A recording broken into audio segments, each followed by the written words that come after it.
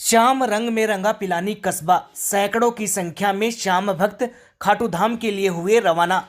पिलानी से खाटू धाम की 68वीं पदयात्रा का शुभारंभ आज पिलानी नरेश के मंदिर प्रांगण में पूजा अर्चना कर किया गया। निशान की पूजा अर्चना मंदिर के पुजारी राधेश्याम शर्मा द्वारा की गई।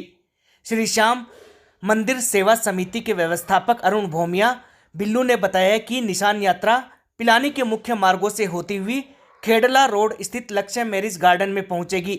शोभा यात्रा में बाबा के निशान की पूजा अर्चना मुख्य बाजार स्थित गोपीनाथ मंदिर के पुजारी द्वारा भी की जाएगी।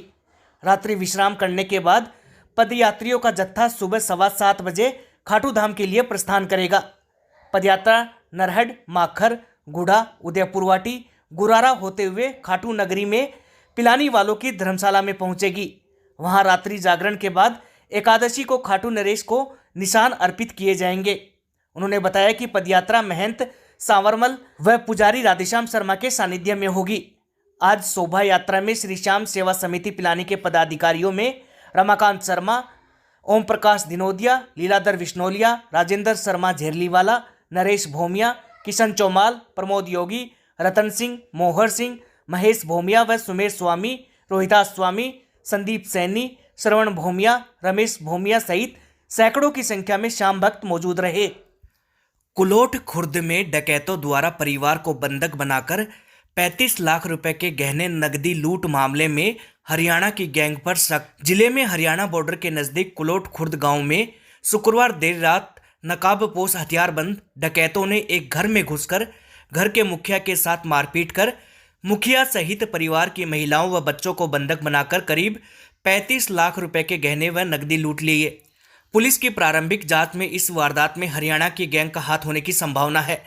झुंझुनू एसपी मृदुल कछावा का कहना है कि कुछ क्लूज मिले हैं, बदमाशों की तलाश की जा रही है।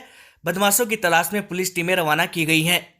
और वो लोग 5 से 6 लोग थे, बाहर पापा को मारने लगे। और हम जैसे पापा की साउंड सुन के जैसे ही बाहर पहुंचे तो हमने देखा कि मार रहे हैं ऐसे जोर से, तो एकदम से देख के तो हम उनकी साइड भागे। तो फिर वो हमारी साइड ही वापस आए। उनमें से 3 लोग रिवॉल्वर लेके और हमें मतलब शूट करने की धमकी दे दी कि अगर सांस भी निकाला ना, थोड़ा सा भी अगर साउंड की, तो हम निकाल देंगे, गोली निकाल देंगे। हमारे पास जैसे मम्मी आगे गई तो मम्मी को ऐसे धक्का मारा और मम्मी गिर गई। फिर मम्मी के भी थोड़ा मारपीट की उन्होंने। फिर इसके बाद जितनी भी ज्वेलरी थी हमने जो पहन रखी थी वो सारी उन लोगों ने छीन ली।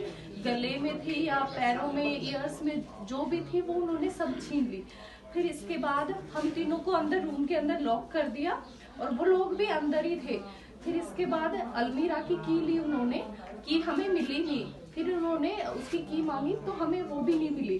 फिर इसके बाद उन्होंने अलमीरा को तोड़ना शुरू कर दिया। क्या बोलते, कुछ वगैरह बोलते, आयरन की रोड थी वो, तो उससे उन्होंने तोड़ना शुरू कर दिया।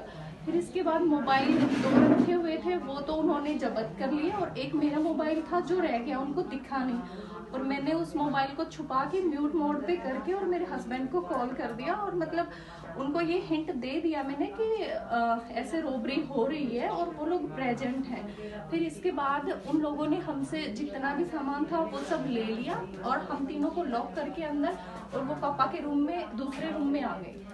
वो शायद 1:45 या 1 के आसपास वो लोग आ चुके थे अंदर। और 35 से 40 लाख की हमारी ज्वेलरी होगी, काफी ज्वेलरी थी। नेशनल हाईवे के झुंझुनू बाईपास को लेकर विरोध हुआ शुरू। लोगों ने काम बंद करवाते हुए कहा मुआवजा नहीं दिया गया। रेवाड़ी फतेहपुर नेशनल हाईवे के झुंझुनू बाईपास को लेकर विरोध शुरू हो गया है। जमीन मालिकों को बिना मुआवजा दिए ही काम शुरू करने का स्थानीय लोगों ने विरोध करते हुए काम बंद करा दिया। जानकारी के अनुसार नेशनल हाईवे के लिए झुंझुनू में बाईपास निकाला जा रहा है। इसके तहत बाईपास बनाने वाली कंपनी के प्रतिनिधि मलसीसर रोड के नज़दीक जेसीबी व डंपर लेकर पहुंचे। यहां जेसीबी से खुदाई शुरू की। पता चलने पर स्थानीय खेत मालिक व वहां मकान बनाकर रहने वाले लोग एकत्रित हो गए। लोगों ने आरोप लगाया कि बिना सूचना के यहां से रूट बदलकर सड़क बनाई जा रही है, ऐसा नहीं होने देंगे। सूचना पर पार्षद जब्बार फूलका मौके पर पहुंचे तो लोग नारेबाजी करने लगे।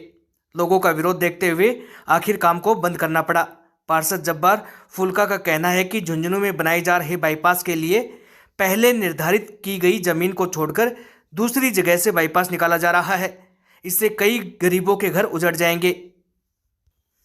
उन्होंने कहा कि बाईपास के नाम पर उनके घर उजाड़े जा रहे हैं, मुआवजा भी नहीं दिया जा रहा। लोगों ने खातेदारों की बजाय वर्तमान में रह रहे लोगों को ही इसका मुआवजा देने की मांग की।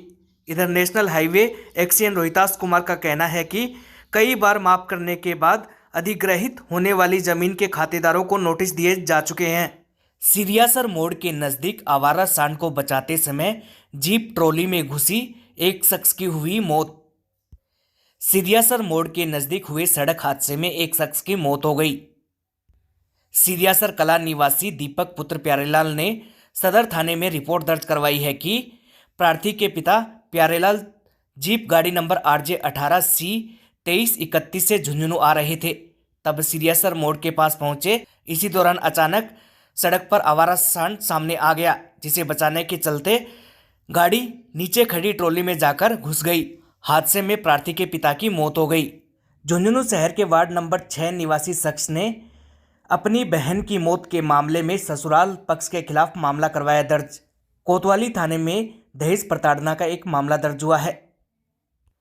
शहर के वार्ड नंबर 6 गन्नी कॉलोनी झुंझुनू निवासी अरविंद कुमार ने मामला दर्ज करवाया है कि प्रार्थी की बहन को उसके पति व सास ससुर के द्वारा तंग परेशान किया गया, जिसके कारण उसकी मौत हो गई। इस मामले में नयासर निवासी आशीष, बंसीधर व सावित्री देवी के खिलाफ कोतवाली थाने में मामला दर्ज हुआ है।